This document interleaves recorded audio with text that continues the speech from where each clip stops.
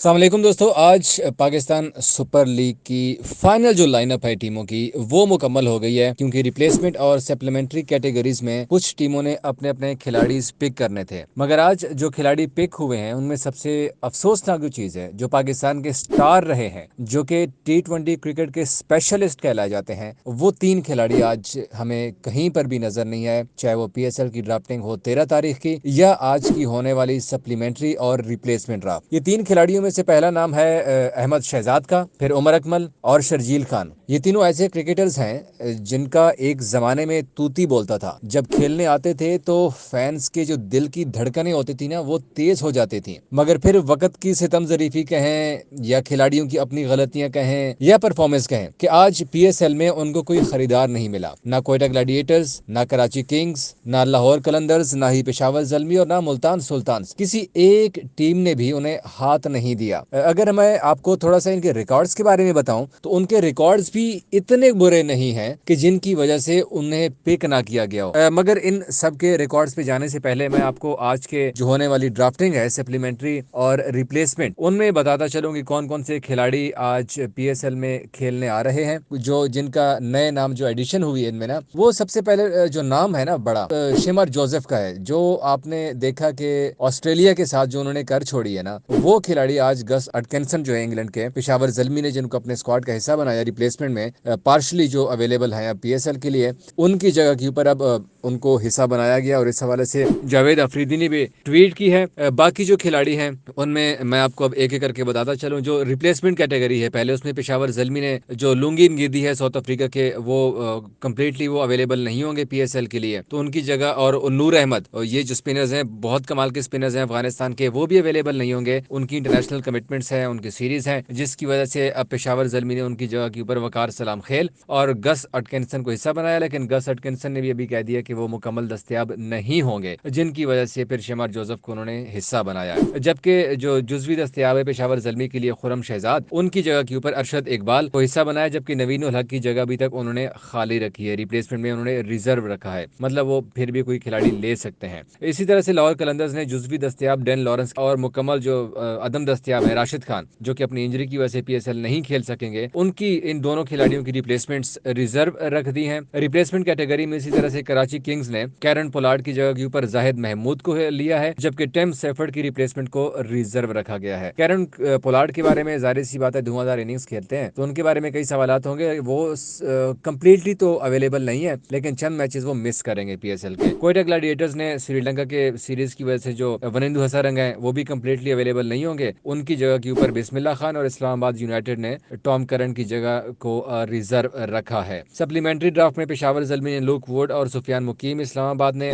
ओहद मैककोय और हैदर अली को, जबकि लाहौर कलंदर्स ने भानुका राजापक्सा और तैयब अब्बास को, मुल्तान सुल्तान्स ने Johnson Charles, Mohammad Shahzad, Karachi Kings ने लुइस डिप्लोय और मोहम्मद रोहित को स्क्वाड में शामिल किया है। सप्लीमेंट्री ड्राफ्ट में ये इम्कान जाहिर किया जा रहा था कि शायद उमर अकमल, शर्जील खान, अहमद शहजाद, इन तीन में से किसी को खरीदार मिले। मगर अफसोसनाक चीज नजर आई हमें कि इन तीनों को कोई खरीदार नहीं मिला। उमर अकमल वापडा की इस वक्त कैप्टनसी भी कर रहे हैं, बहुत अच्छे फॉर्म में हैं, सिंध प्रीमियर लीग भी खेल रहे हैं, तो T20 के वो स्पेशलिस्ट हैं, इसीलिए वो मुसलसल खेलते आ रहे हैं। जबकि अहमद शहजाद की हैरानी मुझे इस बात पे है कि अभी बांग्लादेश प्रीमियर लीग में खेलने गए हुए हैं, पहला मैच खेला, धुआंधार इनिंग्स खेली 39 रन की 17 गेंदों के ऊपर, और बड़े फॉर्म में नजर आ रहे हैं। इसी तरह से हमारी प्रेसिडेंट ट्रॉफी हो रही थी, उसमें भी बहुत जबरदस्त किस्म की इनिंग्स की उन्होंने, सेंचुरी भी की है, 50s भी स्कोर किए हैं। साथ साथ अगर हम T20 की बात करें तो T20 में तो वो पिछले एक साल से जो डोमेस्टिक क्रिकेट खेलते आ रहे हैं, हालांकि उन्होंने इसी डोमेस्टिक की वजह से लीग्स क्रिकेट भी छोड़ दी थी। तो अहमद शहजाद बड़े भरपूर फॉर्म में नजर आ रहे थे,